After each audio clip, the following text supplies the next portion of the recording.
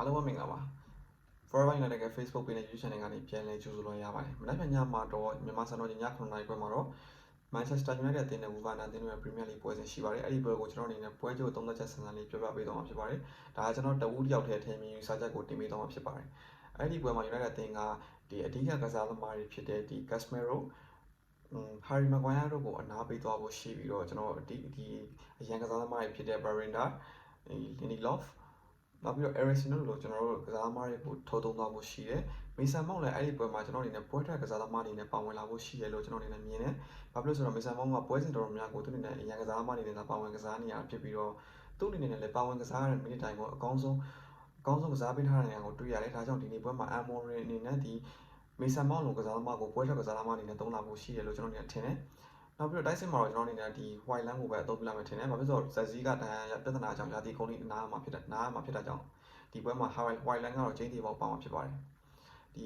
Wolverhampton အသင်းကတော့ဒီ Matthias Cunha လိုကစားသမားကဂုဏ်ယူနေပြီးတော့ဒီအမှတ်ပေးစရာအဆင့်ရပ်တည်မှုမှာတော့သူ့အနေနဲ့တန်းစင်းစုံရဲ့အထက်မှာရှိနေတယ်အမှတ်ပေးစရာအဆင့်ရပ်တည်မှုပြောင်းလဲနိုင်မှုအတွက်သူတို့အနေနဲ့ဒီနေ့ပွဲကိုအကောင်းဆုံးပြင်ဆင်လာဖို့ရှိတယ်လို့ကျွန်တော်အနေနဲ့ထင်တယ် United အသင်းကလည်းအမှတ်ပေးစရာအဆင့်14နေရာမှာဖြစ်နေတဲ့အတွက်အမှတ်ပေးစရာအဆင့်10တင်းကိုပြန်လည်ဝင်ရောက်နိုင်မှုဒီနေ့ပွဲမှာအကောင်းဆုံးကြိုးစားလာဖို့ရှိတယ်လို့ကျွန်တော်အနေနဲ့ထင်တယ် Amorim အနေနဲ့လည်းဒီ Europa League မှာရှုံးဝမရှိစံချိန်ကိုတင်ထားပြီးတော့ဒီ Premier League မှာကျတော့သူတို့အနေနဲ့ရလက်ဆိုးနေတာကိုခြေဖြတ်ပြီးတော့အကောင်းဆုံးပြန်လာနိုင်ဖို့သူတို့အနေနဲ့ပြင်ဆင်လာဖို့ရှိတယ်။ဒါကြောင့်ဒီနေ့ပွဲမှာ United အနေနဲ့ကတော့ Wolverhampton ကိုအကောင်းဆုံးကြော်ပြနိုင်မယ်လို့ကျွန်တော်အနေနဲ့ထင်တယ်။အဓိကကစားသမားအချို့ကိုထော်သွင်းလာဖို့ရှိပေမဲ့အဓိကကစားသမားအချို့ကိုလည်းဒါရဲ့အနာတရားမဖြစ်အောင်နောက်လာမယ့် Europa League Semi Final ပွဲစဉ်နှစ်ပွဲတွင်သူတို့အနေနဲ့လူချန်သွားမယ်လို့ကျွန်တော်အနေနဲ့ထင်တယ်။ Europa League ပွဲစဉ်တွေကလည်းဒီနောက်လပိုင်းဒီ2ရက်နေ့နဲ့9ရက်နေ့မှာကစားတော့မှာဖြစ်တာကြောင့်ကစားသမားရဲ့အနာတရားဖြစ်မှာဆိုတဲ့အတွက် Amorim နဲ့ဒီပွဲကိုအကောင်းဆုံးကစားသမားအချို့ကိုချန်သွားဖို့ရှိတယ်။ Bruno ကတော့ကျင်းနေပေါ့ပါဗျာ။ကျန်တဲ့ကစားသမားတွေကတော့ကျွန်တော်အနေနဲ့ဒီ Onana ကိုလည်းသူ့အနေနဲ့အရန်မှာသာသုံးပြလာဖို့ရှိတယ်လို့ကျွန်တော်လည်းထင်တယ်။ Baranda ကိုပဲသူတို့အနေနဲ့ပွဲထက်ကစားသမားအနေနဲ့ပြီးခဲ့တဲ့ပွဲတုန်းကလည်း Baranda ကိုသုံးခဲ့တာဖြစ်တဲ့အတွက်ဒီနေ့ပွဲမှာလည်း Baranda ကိုပဲအခွင့်အရေးထပ်ပေးမယ်လို့ကျွန်တော်အနေနဲ့ထင်တယ်။နောက်ပြီးတော့ဒီ Harry Amas ကိုလည်းဒါလောက်ကိုအနားပဲပြီး Harry Amas ကိုလည်းအသုံးပြုလာမယ်လို့ကျွန်တော်အနေနဲ့ထင်တယ်။ brother တို့ကဘယ်လိုထင်လဲကျွန်တော်တို့ Harry Amas ကိုသုံးလာမယ်လို့ထင်တယ် Harry Amas ကိုနေ့ကကစားသွားတာမစိုးလို့ပြောလို့ရတယ်။သူ့အနေနဲ့အတွဲဖက်ကြီးကစားသွားနိုင်တယ်။ပြီးတော့ဒီ Eriksen ကလည်းသူ့အနေနဲ့အသက်တာကြီးတဲ့နှလုံးဆက်တက်ထားဆိုပေမဲ့လည်းအကောင်းဆုံးကစားနိုင်နေသေးတဲ့အတွက်ဒီနေ့ပွဲမှာကျွန်တော်အနေနဲ့ Eriksen က Casemiro အစားသူ့အနေနဲ့ဝင်ကစားနိုင်မယ်လို့ထင်တယ်။ Ugarte ကတော့ဒီနေ့ပွဲမှာကျင်းနေပေါ့သူ့အနေနဲ့ပါမယ်။ဘာဖြစ်လို့ Ugarte ပါပြီဆိုရင်ကွင်းလက်အဖြက်ကလုံးဝကောင်းတယ်။ Casemiro ကတော့လုံးဝ Europa League Semi Final ပထမကြော့ပွဲအတွက်ကိုနီးပြ Amorim နဲ့ပွဲချန်ထားမယ်လို့ထင်တယ်။ပွဲတက်ကစားသမားဆင်းရနေ